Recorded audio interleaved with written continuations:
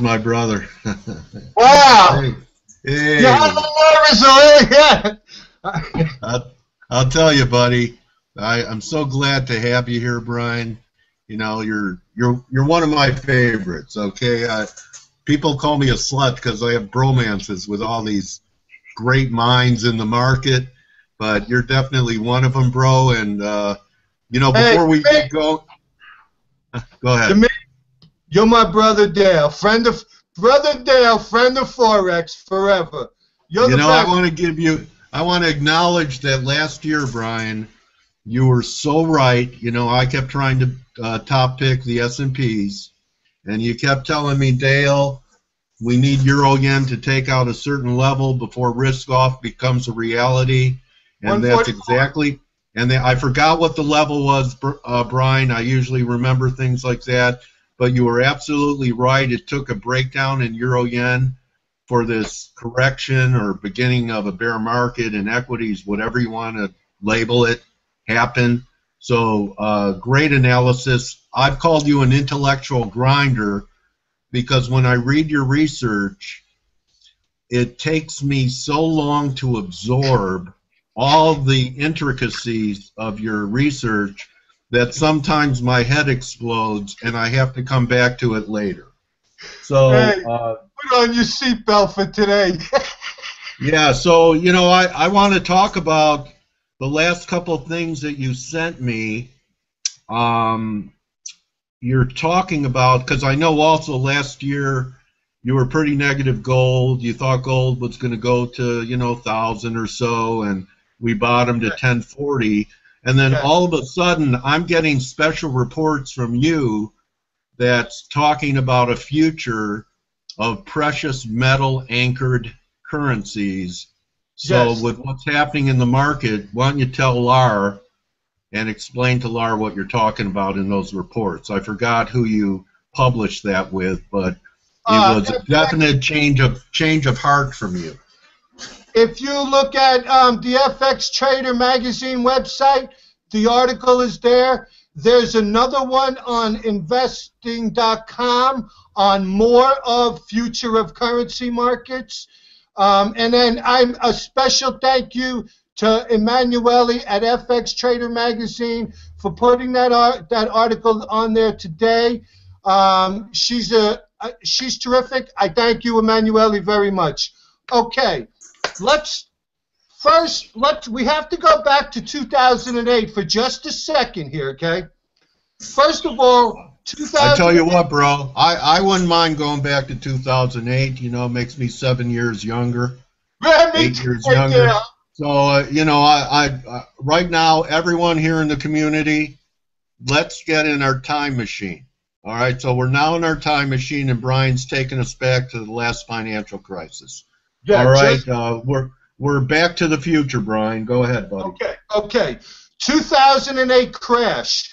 What was there were a couple of instances about this crash that you need to know in order for us to move forward. First of all, 2008, we entered the fourth quadrant of the free float since 1971.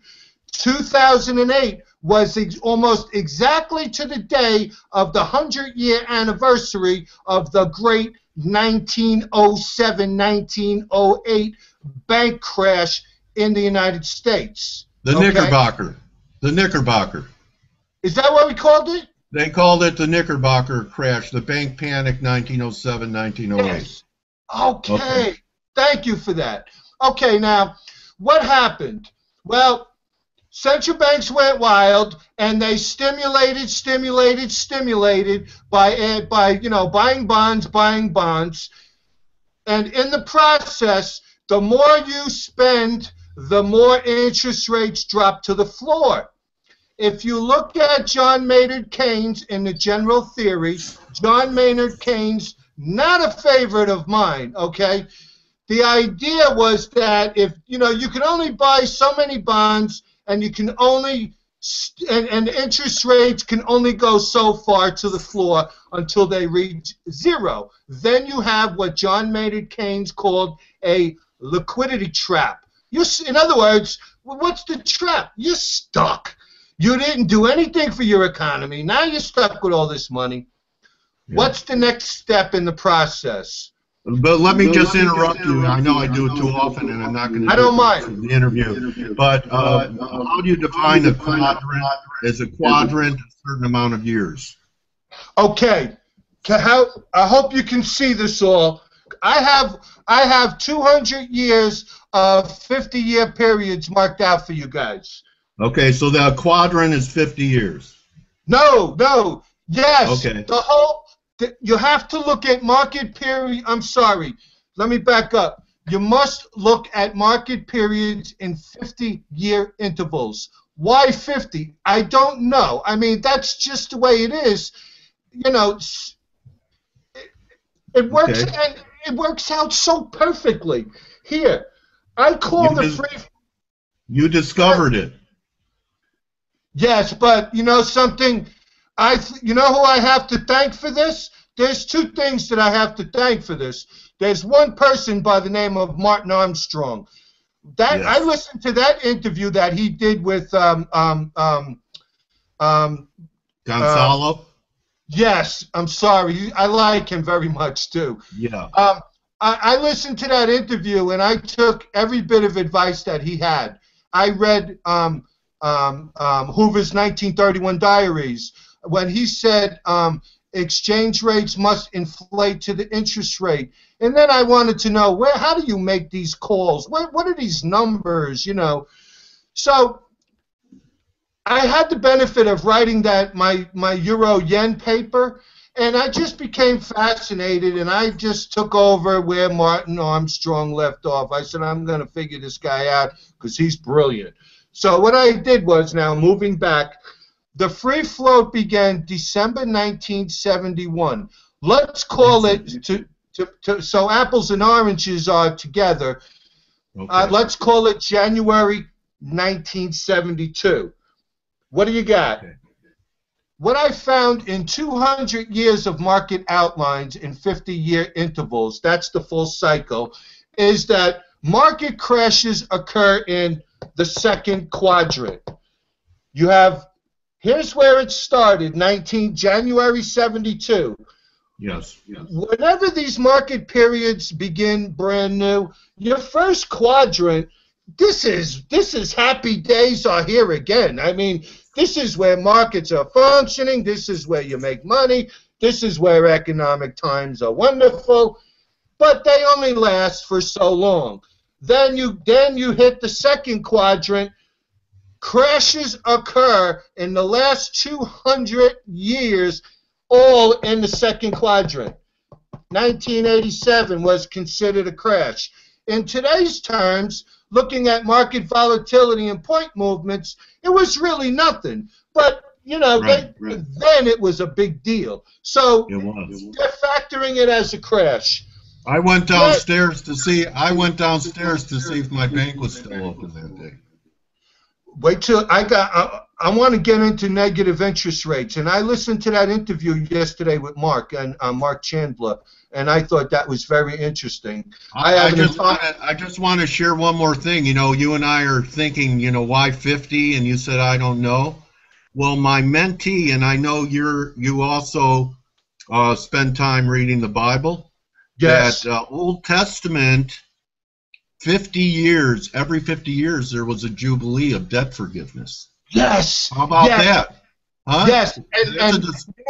Go ahead. There's a book out there written by my friend, my old school buddy Barker. It's like in the 1980s, The Jubilee on Wall Street. It is the Old Testament. Every 50 years, holdings revert back.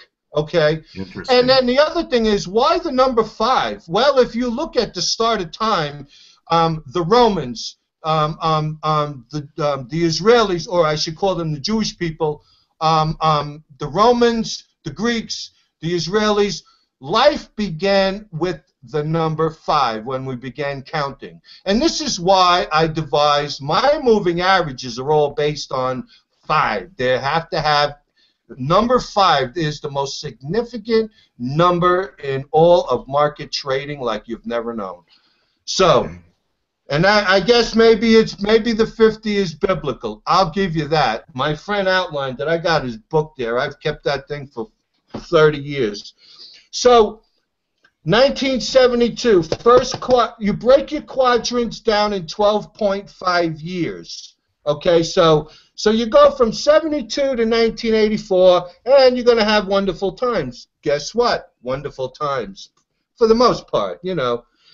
Then you hit the quadrant 2, 1987. I had fun in the 70s. Sex, drugs, rock and roll, buddy. You were there.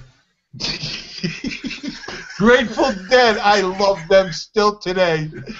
I so miss Jerry Garcia, I can't tell you. Gosh, I can't believe I said that. Yeah, I'm one of those guys. I've been to every one of the concerts. I had a great time. Okay, you had 1987. And then here we go, 1996. What happened right here? The Mexican peso crisis, 1994. Thai baht, Russian ruble crisis, 1996. Then it corrects, and you're into quadrant 3, and you're doing okay. You know, you're correcting. Here is the end. Here's where we are right now. This is the 4th quadrant. And then, you know, 12.5 years is the perfect separation of your quadrant. That doesn't mean exactly, you know, 12.5 to the very day, to the very month. You're going to see. What I'm saying is we're here. And you know something? If you look back, and I did, to the BOE was the very first central bank to establish in this world in 1694. Then there was 1695, the Scottish Central Bank. Then there was 1717, when Sir Isaac Newton overvalued gold in relation to silver, and all the events. Everything. We are from 1694. We are in quadrant 4 right now.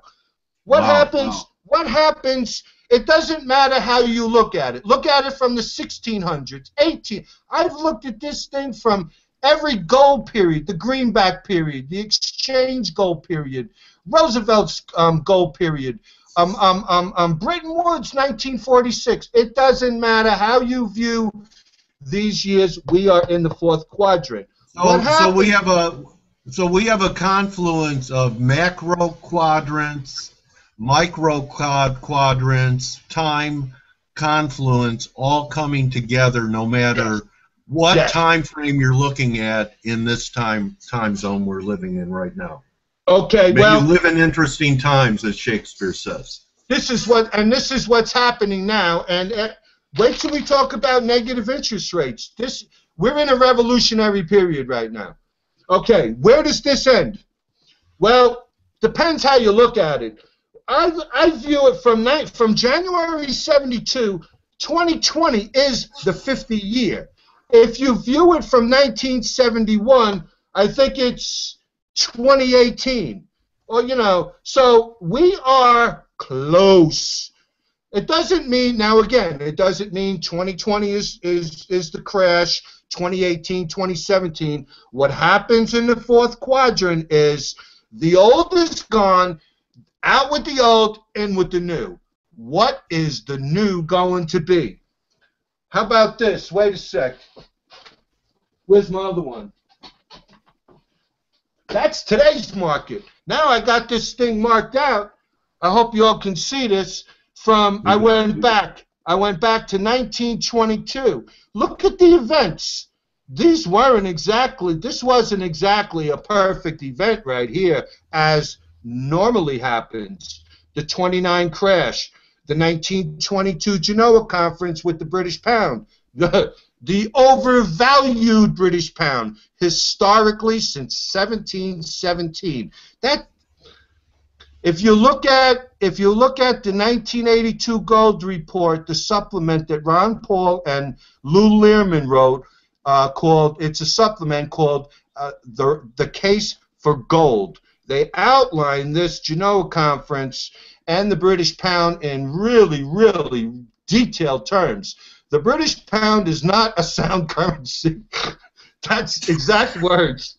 And really, it's, you know, there's many instances where that's exactly true. Why is the British pound at 1.4, the euro at 1.0, when these two guys are brothers? It's overvalued. Okay, so back to here. What do we got? I don't know. We've got, the Fed began open market operations in 1922. We had the Genoa Conference that started the new period. Out with the old from the fourth quadrant, in with the new. We had So the Fed waited 9 years after being established before they intervened in the open market. Yes! That's what I said, the same thing. That is unbelievable. But it's true. Remember something, these central bankers are always behind. They're not the leaders, they're always behind. And historically. And why are they behind? Because the common problem historically, since 1694, when the Bank of England first started the first central bank, was inflation. They have never ever known, they've never understood how to bring inflation higher, lower, right amounts. This is the reason why markets were created. This is the reason why you have market ups and downs. This is the reason why you've had crashes, structural changes, market changes, and then new periods. It's all, the whole thing has been all about inflation. They have never learned. They've never learned, you know. Has there ever been a central bank that has, besides winning short-term battles against deflation, won a war against deflation? The New Zealand Central Bank, in my I say this, the New Zealand Central Bank, in my opinion, and I know these people extraordinarily well. When I was writing Inside the Currency Market, every person in that bank knew my name with questions and answers and back and forths. But I know them extraordinarily well, and New Zealand in particular. New Zealand, in my estimation, is one of the smartest central banks in this entire world. They are smart. They are ahead of the curve. They know what they're doing. But their problem is that they're subject to the vagaries of the up and down world, you know, and there's nothing that they can do about it, especially as a commodity nation. Australia, the same thing. Brian, I'm so sorry to interrupt you. We do have another show coming on after me. I want to reschedule so we could do this again. But okay. You know, can you give me a bullet point for the average guy like you and me? We're now multimillionaires. What would you recommend people do to protect themselves in this new zone? And for speculators that want to take shots for being positioned for what you're looking for, what instrument should they be accumulating? Keep your eye on gold in case we move along to some kind of a gold standard. Watch gold very, very close. What the central banks are trying to do with negative interest rates is they are trying to drop the exchange rates to practically nothing. They're going, the euro, the British pound, they're all going down.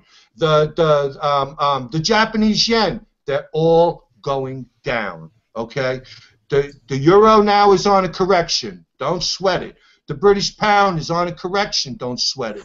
They are so stay long the U.S. dollar and add gold to your physical core holdings in this environment.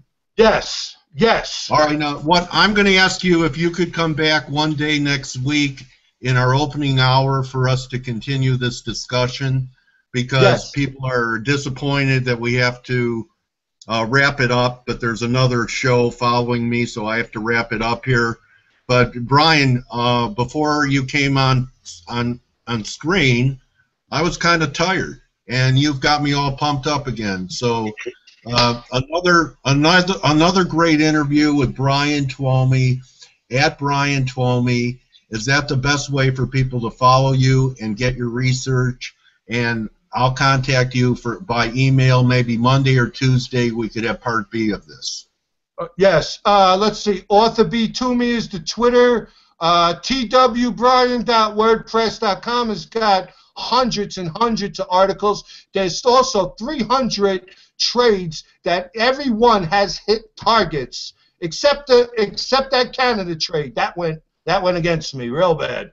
But okay, well, Brian, I love you, buddy, and I'm going to be waiting for next week to get more of the details about your change of heart in precious metals and the zone that we're in.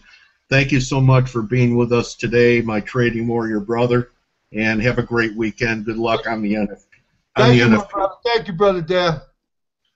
Okay. See you Monday or Tuesday for sure, right, buddy? I'm ready. Anytime. Okay. We'll also have the Super Bowl indicator to throw into the mix, huh? Okay.